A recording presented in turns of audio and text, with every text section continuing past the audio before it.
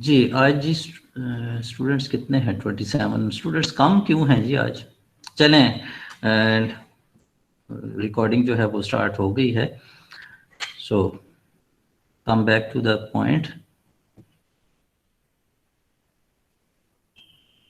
Ji, so whenever we have to test equality of two population means there would be three different conditions, three different scenarios. First scenario will be we are given population variances, population variance of first population and population variance of second population. If these would be known, then we need to apply z test. ठीक है, जिससे हम पहले single mean के case में जब population standard deviation known होता था तो हम जी टेस्ट अप्लाई कर रहे थे, तो यहां पर भी हम जी टेस्ट अप्लाई करेंगे। Number 2, population variances sigma 1 square, sigma 2 square are unknown, and sample sizes n1 n2 are large. तो अब इसमें क्या है कि हमारे पास population variances unknown हैं लेकिन sample sizes large हैं, यानी 30 और above हैं। So again we will apply z statistics, z test apply करेंगे। और जो थर्ड सिचुएशन है, population variances sigma 1 square, sigma 2 square be unknown and sample sizes n1 n2 be small. अब इसमें देखें, इसमें दो मुख्तलिफ सिचुएशंस बनेंगी। ठीक है, इसमें एक सिचुएशन ये बनती है कि जो पॉपुलेशन वेरिएंसेस हैं अननोन, लेकिन हमने उन्हें अज्यूम कर लिया इक्वल। और दूसरा है पॉपुलेशन वेरिएंसेस हैं unknown but we assumed unequal. जी, बात समझ आई? Yes sir. जी, ठीक है, कि दोनों के पॉपुलेशन वेरिएंसेस हैं अननोन लेकिन हमने फर्ज किया कि वो इक्वल हैं, और दूसरा है कि हैं अननोन लेकिन हमने ये फर्ज कर लिया कि वो अनइक्वल हैं। ठीक है, तो उसका अगर हम कोई सॉफ्टवेयर यूज कर रहे हो तो वो सॉफ्टवेयर के जरिए, फॉर एग्जांपल SPSS या R सॉफ्टवेयर, ठीक है, तो फिर हमारे पास एक आगे चल के एक टेस्ट आता है F टेस्ट। ठीक है, हम उस F टेस्ट को पहले अप्लाई कर देते हैं ये चेक करने के लिए कि आया दोनों वेरिएंसेस जो कि अननोन हैं क्या वो इक्वल हैं या अनइक्वल हैं।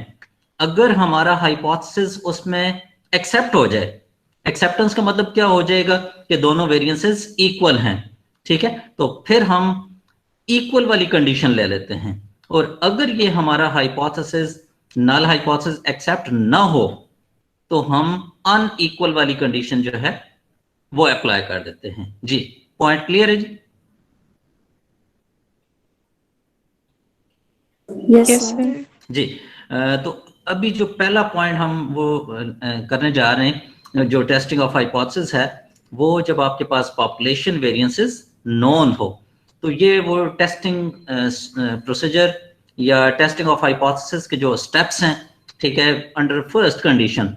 तो देखें, जब हम सिंगल पॉपुलेशन मीन को टेस्ट कर रहे थे हमारे पास वही तीन टाइप्स के नल हाइपोथेसिस थे और तीन ही टाइप्स के अल्टरनेटिव हाइपोथेसिस थे।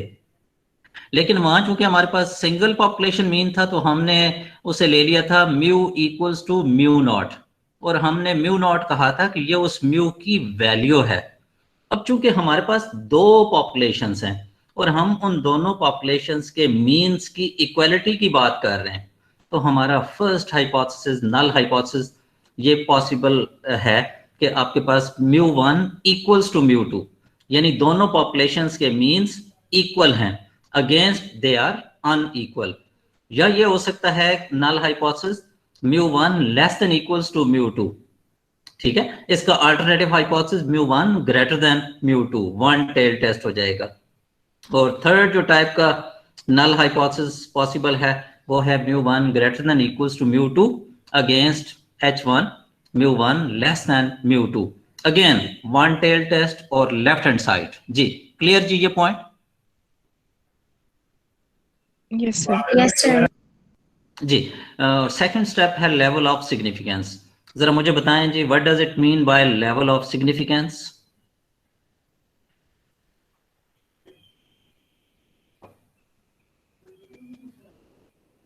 यानी अगर आपसे कोई भी पूछे कि लेवल ऑफ सिग्निफिकेंस से क्या मुराद है, तो 1% है, 5% है, तो ये क्या है? रिजेक्शन।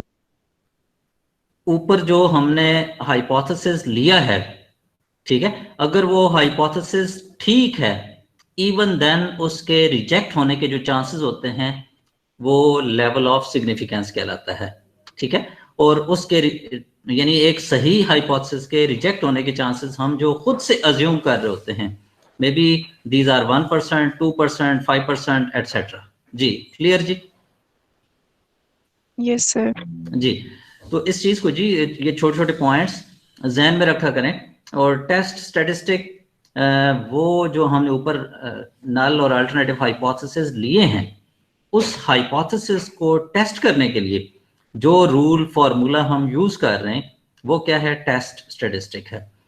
क्योंकि यहां पर हम बात कर रहे हैं दो पॉपुलेशंस की, तो जब आप फर्स्ट पॉपुलेशन से सैंपल लेंगे, उस सैंपल का जो मीन आएगा that will be x bar 1। जो सेकंड पॉपुलेशन है उससे जो आपने सैंपल लिया है उसका जो मीन आएगा that will be x bar 2। देखें, जो हमने ऊपर हाइपोथेसिस लिखे हैं, एक तो हमने लिखा μ1 इक्वल्स टू μ2। किसी और के जहन में आ रहा हो कि भाई इसे और किसी अंदाज में लिखा जा सकता है, यानी μ1 इक्वल टू जब हम कह रहे होते हैं, इसी चीज को अगर हम किसी और अंदाज से लिखना चाहें, तो किसी के जहन में कोई पॉइंट हो?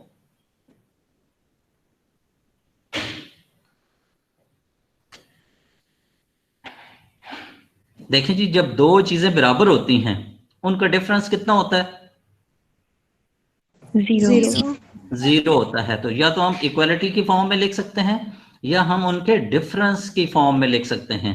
तो ऊपर जो हाइपोथेसिस था, अगर हम उसकी फॉर्म को थोड़ा सा चेंज करें तो दूसरी फॉर्म फिर क्या हो सकती है? μ1 minus μ2 is equal to 0. μ1 minus μ2 equals to 0। बिल्कुल ठीक, ठीक है।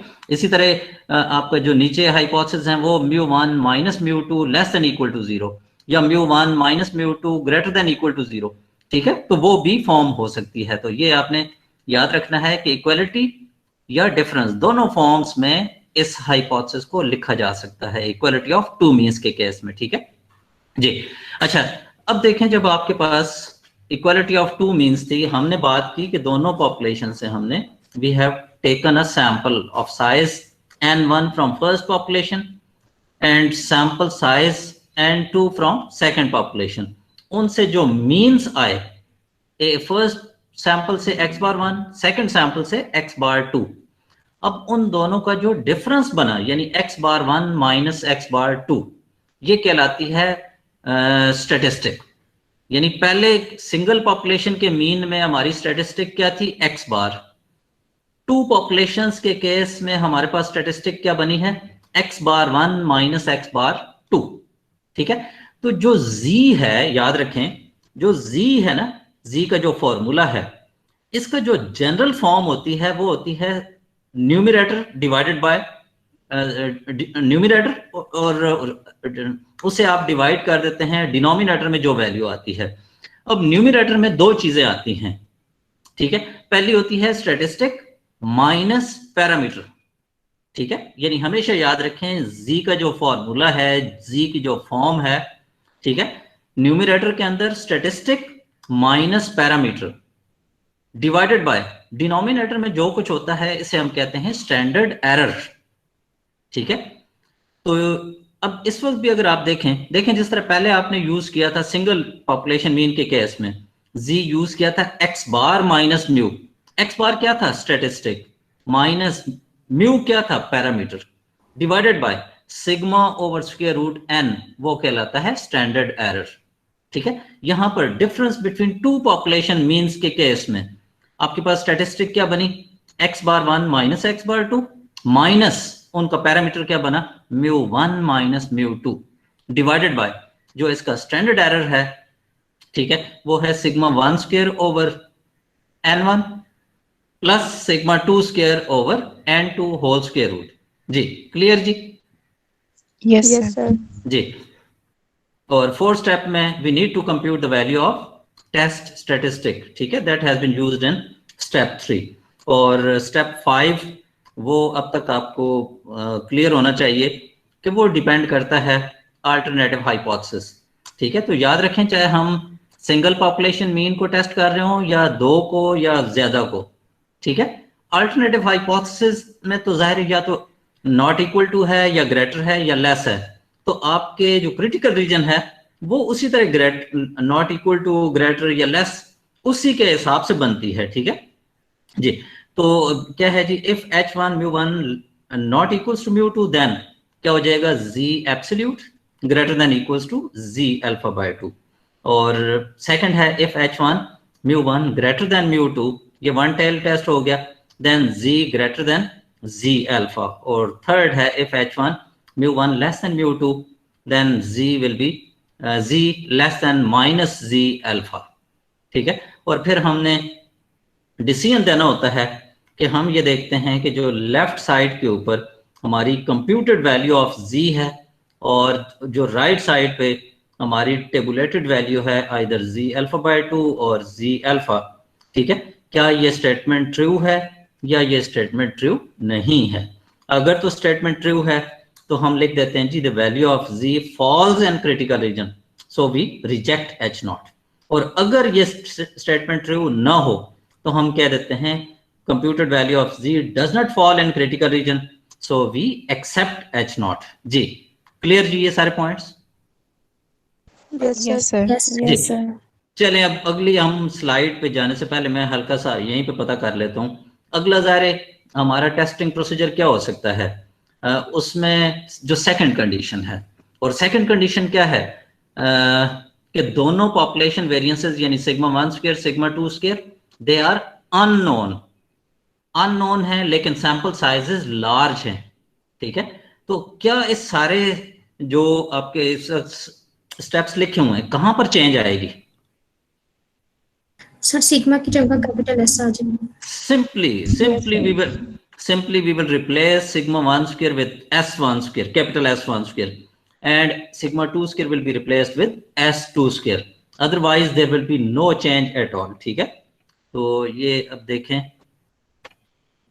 अब ये देखें कि ये है testing of hypothesis about equality of two population means under condition when population variances are unknown but sample sizes are large. ठीक है, तो सिर्फ थर्ड स्टेप में sigma 1 square sigma 2 square replace हो गए s1 स्क्वायर और s2 स्क्वायर के साथ, otherwise there is no change at all. ठीक है, और जो थर्ड सिचुएशन है जिसमें population variances sigma 1 square sigma 2 square unknown हैं लेकिन सैंपल साइजेस स्मॉल हैं। ठीक है, अच्छा अब इसमें देखें, मैंने आपको कहा था कि हम यहाँ पर दो सिचुएशंस लेते हैं। एक वो सिचुएशन लेते हैं जिसमें दोनों पॉपुलेशन वेरिएंसेस हैं अननोन लेकिन हम अज्यूम कर लेते हैं दे आर इक्वल, और दूसरा है अननोन लेकिन हम अज्यूम कर लेते हैं दे आर अनइक्वल।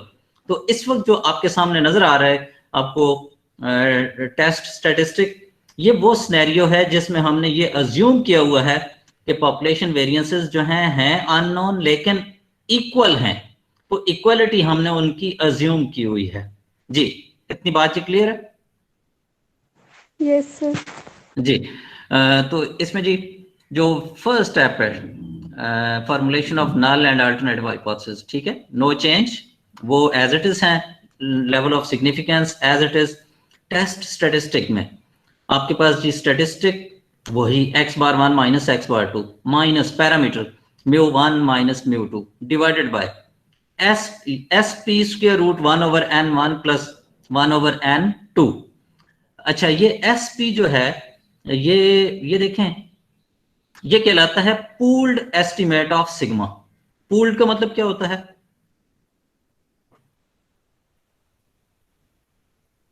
कंबाइंड। तो ये कंबाइंड स्टैंडर्ड डेविएशन है। ठीक है, दोनों जो पॉपुलेशन से हमने सैंपल लिए हैं ना, यानी फर्स्ट पॉपुलेशन से जो सैंपल आया, जो सेकंड पॉपुलेशन से सैंपल आया, ठीक है, उनसे हमने वेरिएंसेस निकाले s1 स्क्वायर s2 स्क्वायर। ठीक है, तो जो वहां से कंबाइंड या पूल्ड स्टैंडर्ड डेविएशन बना, ये उसकी वैल्यू है sp।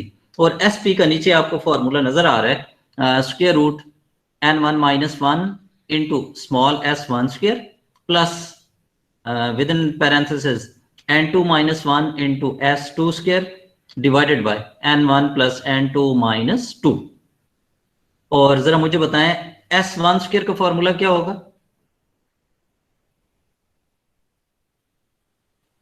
ये देखें, ये स्मॉल s1 स्क्वायर है या स्मॉल s2 स्क्वायर है जी। तो जो हमने सर वहाँ पे जी जी जो अंडर रूट था वो खत्म हो जाएगा ना, बल्कि जो स्मॉलेस्ट का फॉर्मूला था ना √1/n-1। जी जी, फिर बिल्कुल अभी बिल्कुल ठीक है, बिल्कुल ठीक है। एक तो वो स्क्वायर रूट खत्म हो जाएगा, क्या हो जाएगा 1/n1 - 1 with in square bracket summation x1 square minus summation x1 इसका square divided by n1, bracket close कर देंगे, ये s1 स्क्वायर। और यही जब हम सेकंड सैंपल का डाटा यूज करेंगे, यानी 1/n2 - 1 with in square bracket summation x2 square minus summation x2 its square divided by n2, तो ये s2 स्क्वायर का फॉर्मूला हो जाएगा।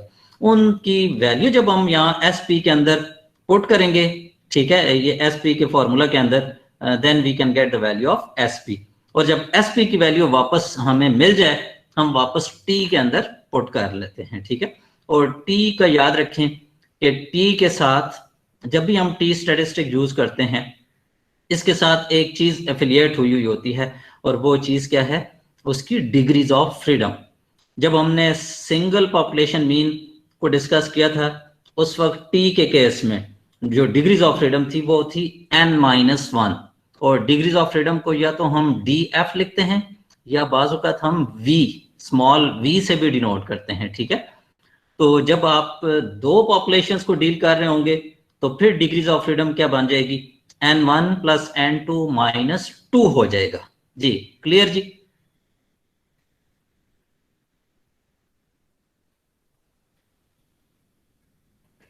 जी क्लियर है जी? Yes, sir. जी। 4th step as usual computation, 5th step critical region. और चूंकि अब हम टी यूज कर रहे हैं, ठीक है, तो थ्रू आउट ये चेंज हो जाएगा, z रिप्लेस हो जाएगा टी के साथ, ठीक है। तो T absolute greater than equals to T alpha by 2 within parenthesis df, यानी डिग्रीज ऑफ फ्रीडम। तो df हमें किस मकसद के लिए चाहिए होता है? जब हमने टेबल वैल्यू देखनी होती है, यानी वहां पर हमने अल्फा या अल्फा बाय 2 को ऑब्जर्व करना होता है, और साथ ही डिग्रीज ऑफ फ्रीडम को देखना होता है to get the table value of T statistic जी, ठीक है। सर ये डिग्री ऑफ फ्रीडम α/2 होल के साथ होता है या जस्ट 2 के साथ? नहीं जी नहीं, डिग्रीज ऑफ फ्रीडम तो देखिए कोई ये मल्टीप्लाई थोड़ा हो रहा है। मैंने क्या कहा है? मैंने कहा है आपने इस T alpha by 2 within parenthesis df इस सारे की वैल्यू टेबल से देखते हैं और वो यहाँ पे लिख देते हैं। ये नहीं है कि ये कोई df2 या अल्फा बाय 2 से मल्टीप्लाई हो रहा है, मल्टीप्लाई कतई नहीं हो रहा। ये सिर्फ यहाँ पर उसकी एक आइडेंटिटी है कि हमें उसकी टेबल वैल्यू देखने के लिए अल्फा बाय 2 भी चाहिए होता है और साथ df भी चाहिए होता है, ठीक है। तो ये चाहे हम बेशक यहाँ ब्रैकेट की बजाय कॉमा लगा सकते हैं, कुछ भी लगा सकते हैं। तो ये df सिर्फ हमें टेबल वैल्यू देखने के लिए चाहिए, कोई मल्टीप्लाई नहीं हो रहा है ये जी सर। जी, ठीक है। तो अब ये देखें जी, ये एग्जाम्पल जरा देखें, इसमें क्या कहा गया है? Epix current packaging machinery for coffee is known to ground coffee into 1 pound cans. कह रहे जी कि जो एपिक्स की करंट पैकेजिंग मशीनरी है, ठीक है, कॉफी के हवाले से वो बात कर रहा है। कह रहे जी जब उसे वो ग्राउंड करता है, यानी उसे ग्राइंड करता है, ठीक है, तो वो कितने कौन से वेट के साथ वो कैंस के अंदर डाल रहा है? 1 pound कैंस के अंदर वो डाल रहा है विद स्टैंडर्ड डेविएशन ऑफ 0.6 ऑन्स, ठीक है। अब जाहिर है जब वो कैन के अंदर फिल की जाती है उसकी कॉफी की मिकदार, उसकी क्वांटिटी, ठीक है, उसके अंदर जाहिर वेरिएशन रहता है। कहता जी वो वेरिएशन की जो अमाउंट है वो है 0.6, ठीक है जी। इतनी बात जी स्टेटमेंट से क्लियर है? Yes, sir. जी Yes, sir. Yes, sir. जी। तो यहां से आपको क्या मिला? सिग्मा। Sigma. ये क्या पॉपुलेशन स्टैंडर्ड डेविएशन है या सैंपल स्टैंडर्ड डेविएशन है? Population standard population standard deviation है सिग्मा, ठीक है, क्योंकि अभी तो सैंपल की कोई उसने बात तक नहीं की है, ठीक है, तो ये सिग्मा है। अब आगे चलते हैं हम जी। Epics is considering using a new packaging machine, वो कह रहे जी कि हम एक नई पैकेजिंग मशीन यूज करना चाहते हैं, which is expected to pour coffee into 1 pound cans more accurately.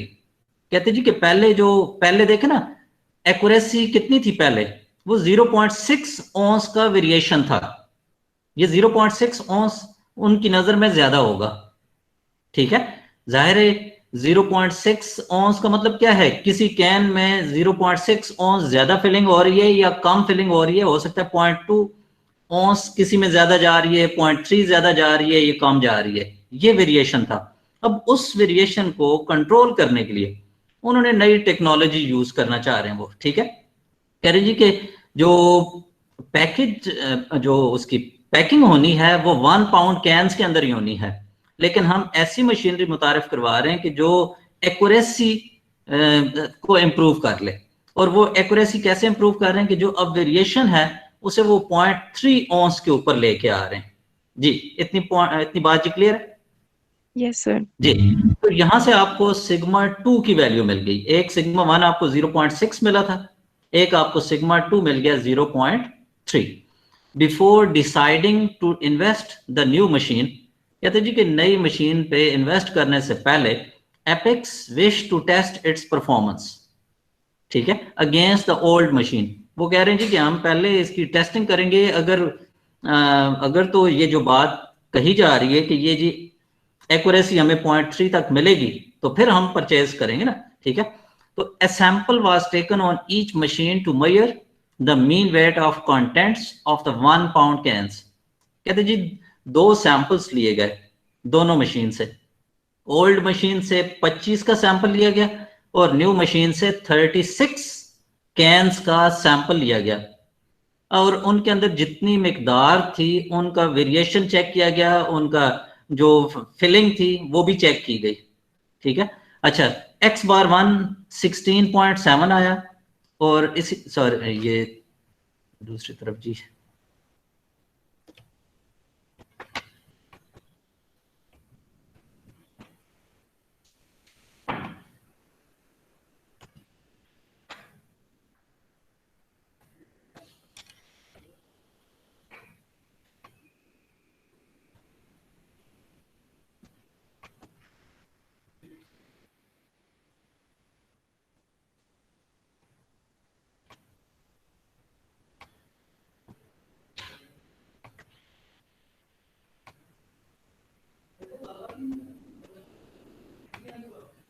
Ji n1 25 n2 36 x bar 1 16.7 x bar 2 15.8 sigma 1 0.6 given था, सिग्मा 2 0.3 गिवन था।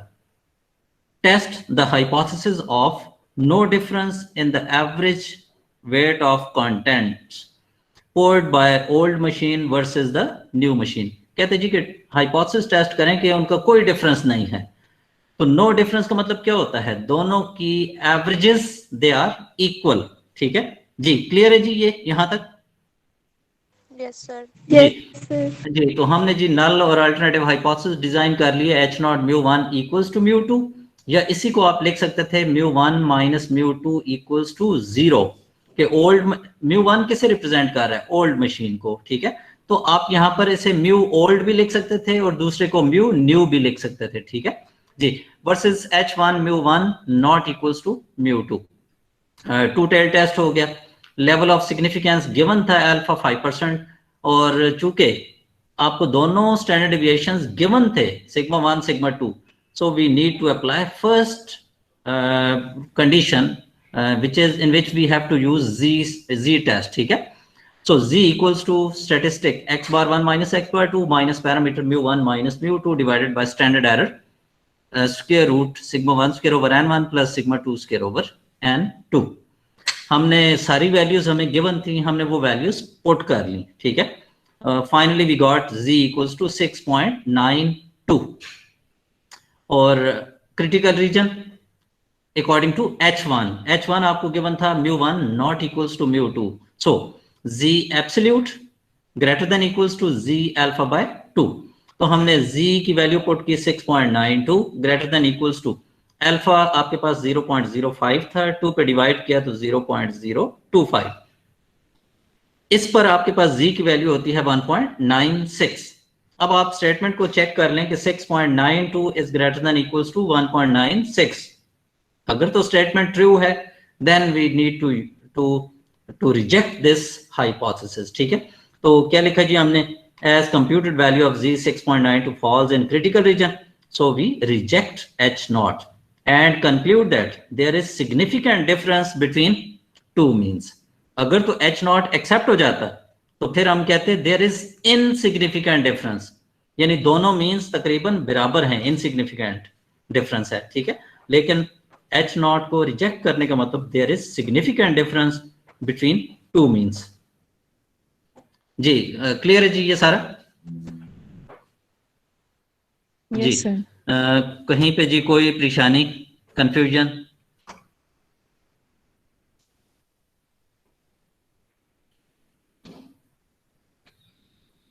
No sir. नो No, जी, sir. ये जी मिस्टेक्स क्यों हो जाती हैं जी?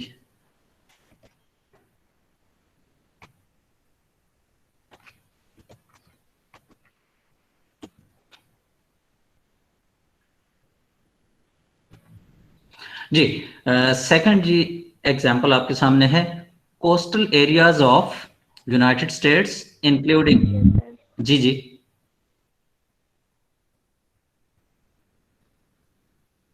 Excuse me sir. जी जी सर जो हम एज्यूम करते हैं कि दोनों पॉपुलेशन वेरिएंसेस जो है वो इक्वल हैं, वो हम सिर्फ थर्ड केस में करते हैं।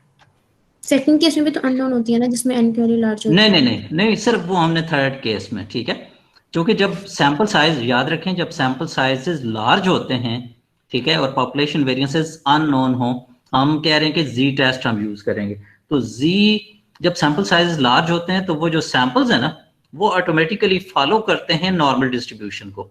ठीक है, तो उसमें कोई और सिचुएशन नहीं बनती। लेकिन जब आपके पास सैंपल साइजेस स्मॉल हों, उसमें उसमें डिफरेंट सिनेरियोज आ जाते हैं कि पॉपुलेशन वेरिएंसेस आया अननोन थे, इक्वल हैं या अनइक्वल हैं। ठीक है, उसके लिए फिर हमें वो टेस्टिंग जो एफ टेस्ट है वो हमें करना पड़ता है, लेकिन हम यहाँ पर नहीं करेंगे। ठीक है, यहाँ पर हम अज्यूम कर लिए करेंगे, ठीक है, कि भाई ये इक्वल हैं। हम अनइक्वल वाला केस अभी नहीं करेंगे, हम सिर्फ इक्वल वाला केस करेंगे। ठीक है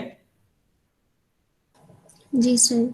जी तो क्या है जी, coastal areas of United States including Cape Cod, Outer Banks, Carolinas and Gulf Coast have relatively high population growth rates during the 1990s. Data were collected on residents living in the coastal communities and non-coastal areas throughout United States. Assume that following results were obtained. ठीक है, तो वो उसने जी दो areas की बात की है, एक तो जो कोस्टल एरियाज हैं और एक नॉन कोस्टल एरियाज। जी कोस्टल एरियाज कौन से होते हैं जी?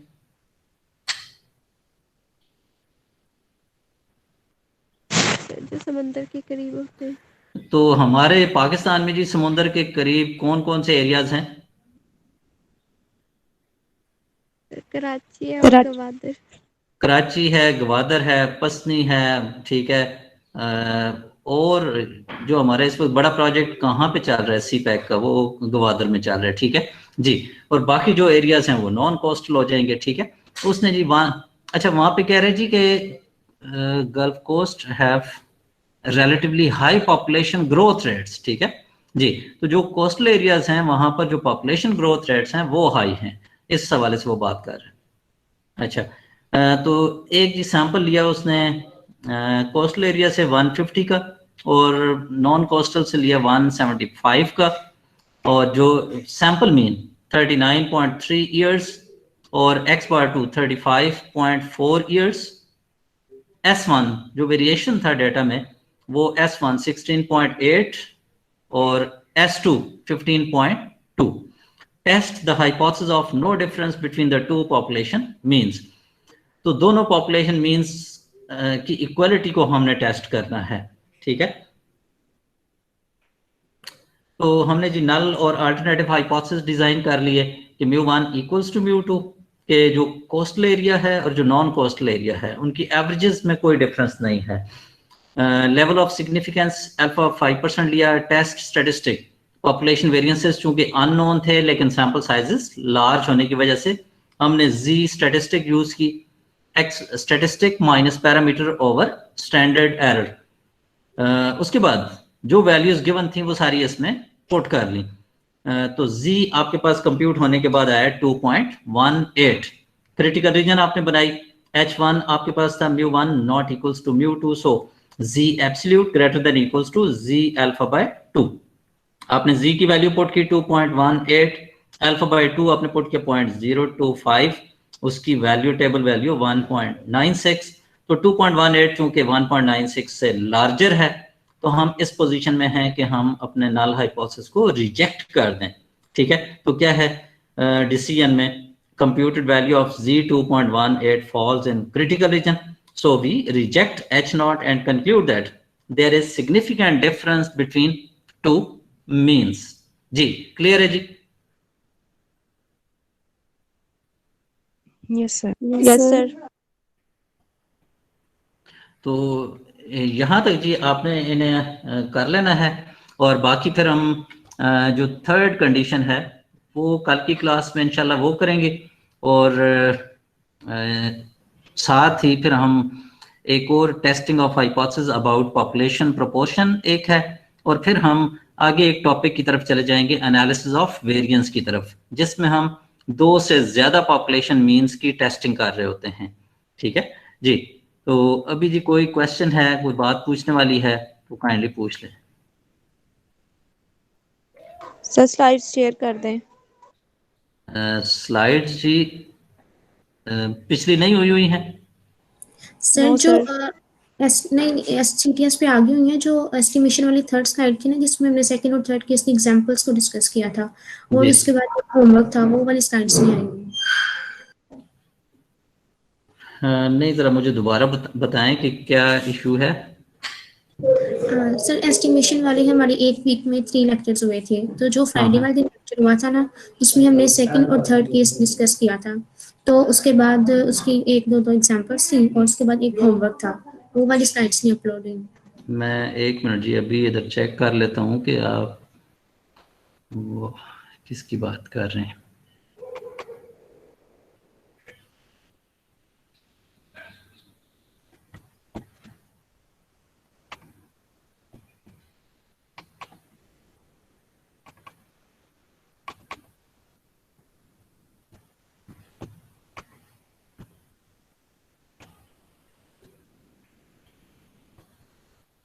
स्टैटिस्टिकल इन्फ्लुएंस जो थर्ड,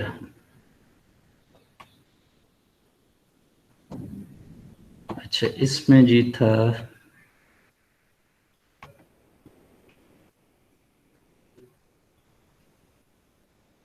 इसमें होमवर्क भी था जिस, ठीक है, कोई 1 2 4।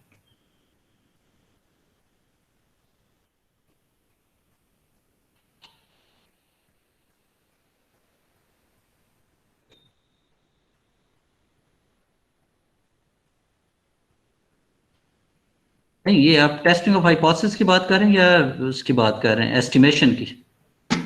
Sir estimation. अच्छा एस्टिमेशन, और एस्टिमेशन में जी ये एस्टिमेशन 3, तो जो मैंने एस्टिमेशन 3 की एक अपलोड की थी वो नहीं है। नो सर CTS पे तो नहीं मिली। एस्टिमेशन 3 के नाम से था।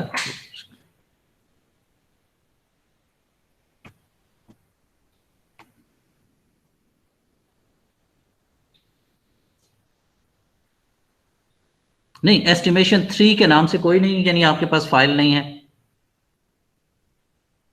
एक एस्टिमेशन 1 है, एक एस्टिमेशन 2 के नाम से थी, एक एस्टिमेशन 3 के नाम से है। सर 3 वाली तो नहीं मिली, वो आप व्हाट्सएप कर दें, CTS पे नहीं है। अच्छा अच्छा, मैं वो आना कर देता हूँ, ठीक है जी।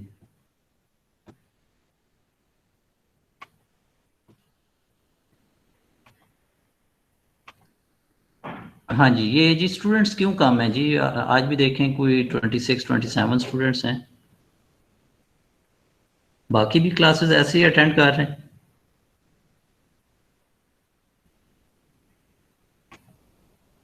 जी ये किसी हाँ किसी जी, क्लास में ज्यादा होते हैं सर। तो कौन सी क्लास में ज़्यादा होते हैं जी? तो इधर तो ये जब झटका पड़ेगा, जब अटेंडेंस मैं पूरी नहीं करूँगा, ठीक है, तो फिर क्या होगा? हाँ जी, ये तो बिल्कुल है ना। और ये जितने स्टूडेंट्स नहीं हैं, ठीक है, ये इनकी तो अटेंडेंस 50% से भी लेस होगी। तो जब 50% से लेस अटेंडेंस होगी तो कैसे ये फाइनल में कैसे बैठेंगे? बिल्कुल वार्न कर दें, ठीक है। जो जो स्टूडेंट्स नहीं आ रहे, ज़ाहिर है हमारे रिकॉर्ड में तो हैं सारे कि कौन नहीं आ रहा है, तो इसलिए be careful, attend your classes, ठीक है। अटेंड नहीं करेंगे रेगुलर बेसिस पे तो फिर नताइज आपको खुद भुगतना पड़ेंगे फिर, सर ठीक है जी। हमारे तो फाइनल एग्जाम्स यूनिवर्सिटी में होंगे? ये जी देखें गवर्नमेंट क्या करती है, हम तो चाहते हैं कि यूनिवर्सिटी के अंदर हों, ठीक है, और आप चाहते हैं कि घर पे हों, लेकिन जी आप क्या चाहते? नो सर, हम भी चाहते हैं यूनिवर्सिटी में हो। यूनिवर्सिटी में हो, ठीक है। तो ये अब देखें गवर्नमेंट क्या चाहती है। हम गवर्नमेंट का इंतज़ार कर रहे हैं कि गवर्नमेंट ने अभी 4 जनवरी को एक मीटिंग होनी है, उसमें क्या डिसाइड होता है, ठीक है। तो बस उसकी रोशनी में ही सारा कुछ होना है फिर, ठीक है। तो चलें जी, आज का लेक्चर यहीं पे वाइंड अप करते हैं। तो साथ साथ जी आप शिराज अटेंडेंस जो है वो मार्क कर